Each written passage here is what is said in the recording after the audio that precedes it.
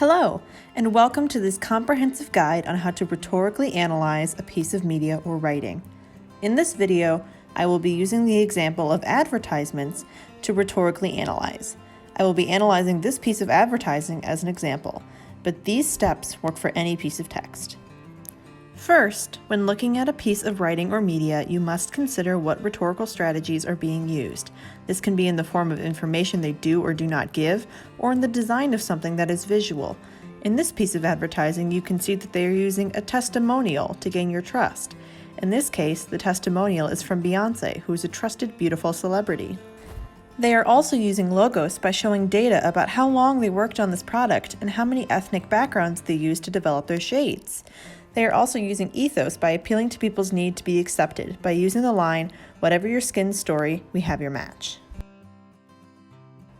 Secondly, you must look at why they are using these devices. This one for advertising is pretty obvious. It would be to sell a product, in this case, a foundation.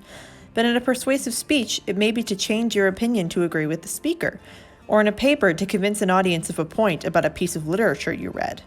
Whatever it may be, rhetoric is used to convince or persuade an audience of something.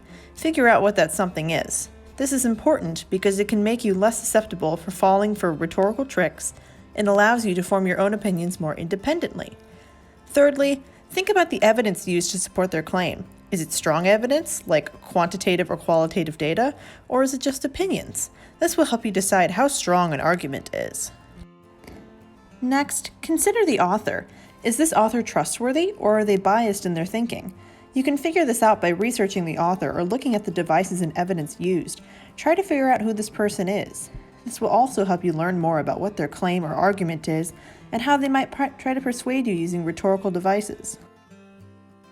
Next, you should consider who their audience is. Is it a certain type of person? Perhaps a population of people who've read a certain book or buy a certain product.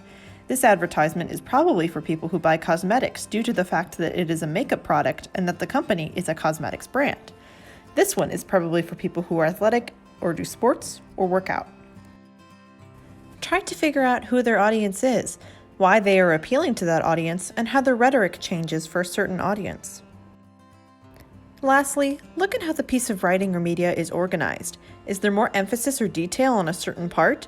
Why is that? What topics did they not cover? Why did they cover these topics in that specific order?